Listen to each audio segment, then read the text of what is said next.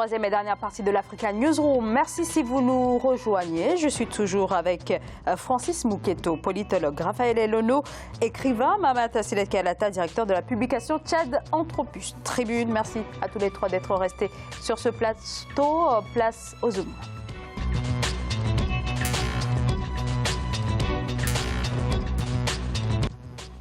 Le café, une filière en perte de vitesse au Cameroun où la production est passée de 156 000 tonnes à 25 000 tonnes en à peine 30 ans. Le Cameroun était à l'époque le 12e producteur mondial. Depuis, le pays est passé à la 21e place. Pour les acteurs de la filière, il est urgent pour les pouvoirs publics de prendre des mesures pour relancer la filière. C'est un reportage de notre correspondante au Cameroun, Viviane Bauken.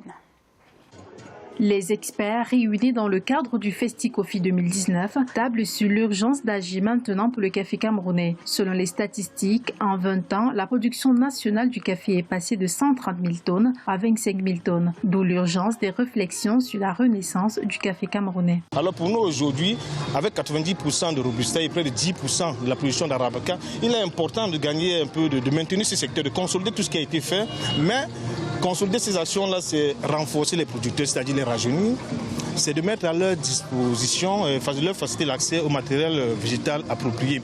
Voilà un peu tout le concept aujourd'hui qui revient à agir pour le café. Oui, il est bon aujourd'hui d'agir pour le café parce que les jeunes commencent à s'intéresser à la production du café. Alors que les terres camerounaises sont fertiles et propices à la culture des variétés Arabica et Robusta, la filière café est confrontée à un ensemble de difficultés qui mettent à mal le secteur. Il s'agit notamment de la rareté des plants, l'indisponibilité des intrants et l'abandon des plantations dans les bassins de production. Parce que là, la matière végétale, les semences par exemple, il faut des bonnes souches. Mais quand même, un grand effort est fait là-dessus. Il y a par exemple le gouvernement et certains organismes qui mettent à la disposition des agriculteurs des semences quand même de bonne qualité. On vient vous donner des semences, vous faites votre pépinière, vous êtes sûr du processus et puis le premier intérêt d'être résolu dans ce sens-là. Pour les responsables du Conseil interprofessionnel du cacao et du café, la filière café fait face à des enjeux multiples, dont le premier semble aujourd'hui être celui de sa propre survie. Il faut procéder à la sensibilisation des opérateurs et du grand public sur les opportunités d'affaires et des débouchés qu'offre cette filière porteuse. Alors, le constat est bien sûr assez amer pour les producteurs de café. Il faut bien sûr des mesures d'accompagnement, mais impossible de faire cela sans financement public. Raphaël Elono. Oui, si j'avais un titre à donner pour ce pays qui m'est cher, parce que c'est là où je suis né, je dirais sale temps sur le Cameroun. Parce qu'un malheur n'arrive jamais seul. Non seulement il est cerné par des guerres de toutes parts, c'est un pays essentiellement agricole. Et en arriver là, vous vous rendez compte, 130 000 tonnes à 25 000 tonnes, c'est déplorable. L'État devrait impulser des politiques nouvelles en incitant les jeunes. On a un taux de chômage qui dépasse les 70%. Ça, c'est au bas mot. Et des jeunes veulent bien s'impliquer vers la terre. Je me rappelle qu'à l'époque, l'ancien président, il disait de ne pas trop regarder l'or noir, qu'il faudrait regarder l'or vert. Parce que c'est grâce à cet or vert-là, d'ailleurs, que nous avons construit un premier stade de football sur lequel nous avons joué la 8e Coupe d'Afrique des Nations. C'était l'argent du cacao.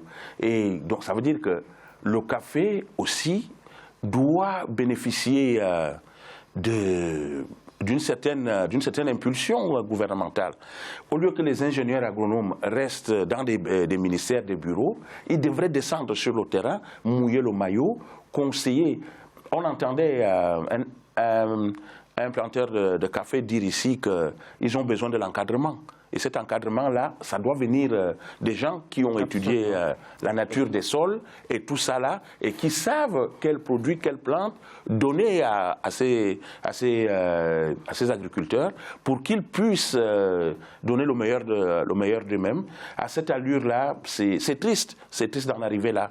Il faut vraiment faire quelque chose. Alors Francis Mouketo, il y a 5 ans, le gouvernement avait fixé un objectif de relance où en est la situation. Et par ailleurs, pour préciser, le gouvernement s'était fixé un objectif de 125 000 tonnes de café Robusta et de 35 000 tonnes de café Arabica à l'horizon 2020. À cette allure-là, et au regard de la faiblesse des investissements, il est difficile d'imaginer que cet objectif sera atteint, Francis Mouketo. Il s'agit bien entendu des politiques gouvernementales, des politiques publiques qui doivent être accompagnées avec beaucoup de poigne, beaucoup d'envergure. La diversification des économies africaines est la vraie problématique qui se pose dans ces pays. On parle souvent du Cameroun émergent. Je ne sais pas si cette émergence va être atteinte sans le café, alors que le café, c'est un produit qui est consommé partout dans le monde, qui est consommé tous les jours et à des doses incommensurables.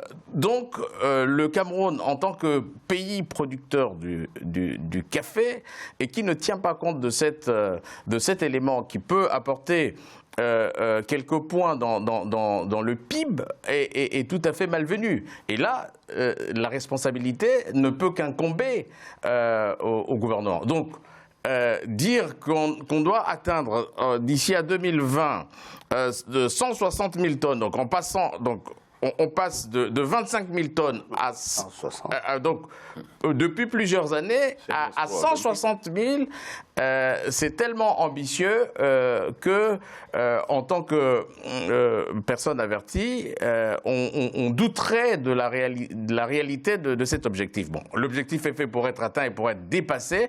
Alors, si le gouvernement camerounais arrive à le dépasser, on pourrait le féliciter. Mais je pense que tout ça, c'est encore du vent et malheureusement, les populations croupissent de misère. On a toujours cette paupérisation qui est exacerbée et malheureusement, les politiques doivent prendre la hauteur des actions qu'ils mènent, des actions publiques qu'ils mènent et mettre l'argent là où il faut. 130 000 tonnes dans les années 90 à 25 000 tonnes actuellement. La chute est et eux, ils veulent dire qu'en 2 ans, horizon 2020, ils veulent atteindre ça et le dépasser. Chapeau s'ils arrivent à le faire. Mais moi, je me pose la question, sur quoi ils se reposent pour nous dire qu'ils vont atteindre ça. À mon sens, il y a 2 politiques qui se dégagent. Un, faire appel aux spécialistes, comme vous avez dit, les ingénieurs et tout, comme la personne qui a parlé tout à l'heure disait qu'ils ont besoin des encadrants. Très bien, que ceux-là viennent mouiller les maillots, ceux qui ont été formés ingénieurs agronomes, entre autres. Et puis, qu'est-ce qui empêcherait, à l'échelle du Cameroun, de pousser les gens à consommer le café camerounais. Oui. Pourquoi même ne pas aller jusqu'au niveau du CEMAC, pousser les gens à consommer du café camerounais? Au lieu de venir à Paris ou commander Nespresso, etc., faisons quand même la promotion du café camerounais pour pouvoir atteindre cela. Mais sans cela, moi je verrais mal qu'on puisse atteindre en 2020 combien vous avez dit 160 000. Alors, ce qui est important de dire, c'est que un Camerounais consomme 8 tasses de café par an.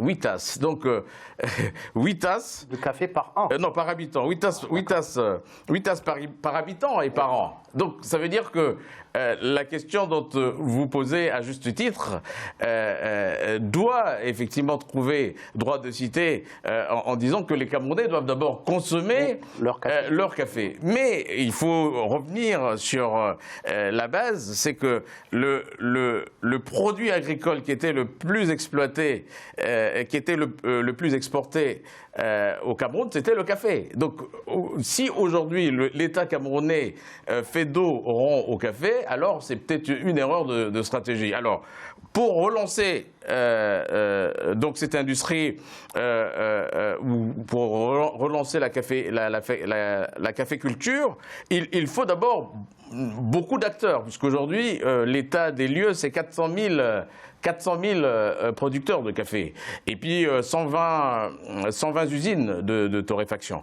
Donc il faut d'abord mettre des moyens, investir, encourager les Camerounais, les jeunes Camerounais qui n'ont pas d'emploi, à aller faire des entreprises dans cette filière. Donc il y a une sorte il faut rebooster cette filière pour pouvoir relancer la machine. Sans cela, alors, toutes les politiques qu'ils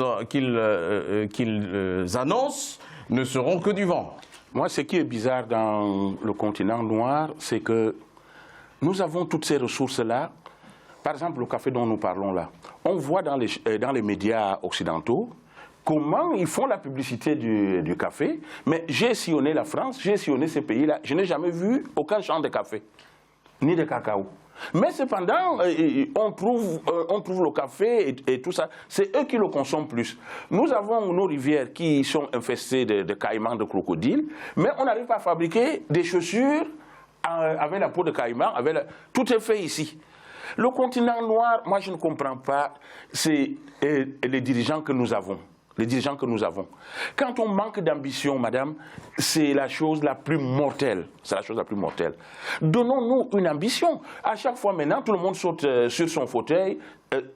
L'émergence, l'émergence, l'émergence. Moi, ce terme-là m'énerve au point où, moi, je pose toujours la question, quel pays de l'Occident s'est développé à partir d'un programme d'émergence? Vous trouvez le terme un peu trop galvaudé. Voilà, qu'on me montre un seul pays. Ça encore, c'est des choses qui sont fabriquées par la Banque mondiale, le FMI, ils font un package et ils prennent leurs professeurs à eux qui viennent, parce que il y a un ancien président, n'oubliez pas, qui est parti gagner 300 000 francs au Congo parce qu'il est parti faire une conférence là-bas.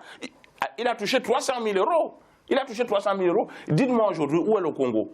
Où est l'Afrique? Mais cependant, lui, il croupit dans sa retraite, là, tranquillement, avec les 300 000 euros des Africains dans la poche.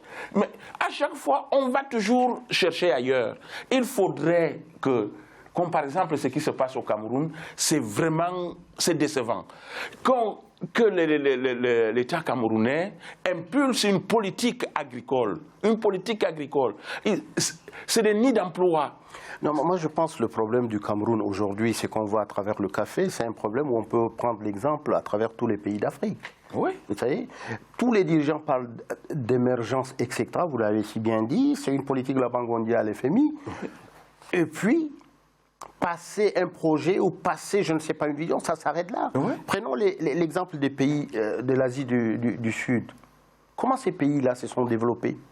En fermant leur gueule et en travaillant. Bien sûr. Voilà. Bien sûr. Il faut une politique de développement très claire. Tout est lisible.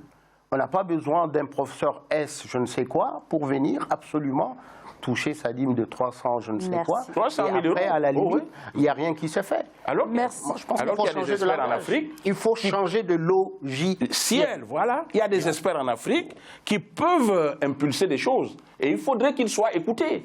Il faudrait qu'il soit écouté. Absolument. Oui, Francis Mouketo. Alors, ce qu'il faut peut-être dire, c'est que le Cameroun produit 90% de l'arabica et 10% de robusta. Malheureusement, la ténor en caféine fait défaut et c'est pour cela que le Cameroun doit prendre en compte cette notion qualitative et puis remonter la production sur le plan quantitatif. Et pour pouvoir essayer de remonter les 25 000 vers peut-être les 50 000, mais pas les 160 000 qui deviennent plutôt utopiques. Alors il faut savoir que nous sommes quand même dans un régime qui est peut-être qui a peut-être un problème d'usure. On a vu Bouteflika, plusieurs années, 20 ans, Omar, 30 ans, Paul Biya, voilà, et c'est peut-être un problème d'usure, et il n'y a peut-être plus de solutions que Paul Biya apporte à sa population. Merci beaucoup, messieurs. On arrive malheureusement au terme de cette émission. On devait aussi aborder la question du système de commercialisation qui pose également problème et qui contribue à précariser encore plus les producteurs. Sur beaucoup de choses, oui, système bien sûr. de gouvernance, alors on aura l'occasion générale, ça va. On aura bien sûr l'occasion d'en parler au cours de nos prochaines émissions. Alors juste avant de vous quitter, cette information, la justice espagnole a rejeté la demande d'extradition de l'ancien ministre béninois des Finances, Komi Kouché. Il était poursuivi pour détournement présumé de deniers publics au préjudice du fonds de microfinance, institution qu'il dirigeait de 2009 à 2013. Motif du rejet, les éléments contenus dans la demande d'extradition ainsi que les pièces référent ne justifie aucune infraction. Voilà donc ce que précise la justice. L'homme donc était, pour rappel, l'ancien ministre béninois, pardonnez-moi, a été interpellé le 14 décembre 2018 suite à un mandat d'arrêt international émis par la justice béninoise. Voilà donc pour cet avis donc de la justice espagnole. Voilà pour ce soir. Merci beaucoup de nous avoir suivis. Merci à vous, Francis Mouketo. Je rappelle que vous êtes politologue. Merci à vous également, Raphaël Elono, écrivain, auteur d'Afanda Bilonga, le destin tracé d'un petit seigneur de la forêt aux éditions Edilivre. Un grand merci à vous également, Mamata Sile Kalata. Je rappelle que vous êtes directeur de la publication Tchad Anthropus Tribune. Merci à tous les trois. Merci à vous de nous avoir suivis. Merci de votre fidélité. Très belle soirée. À demain.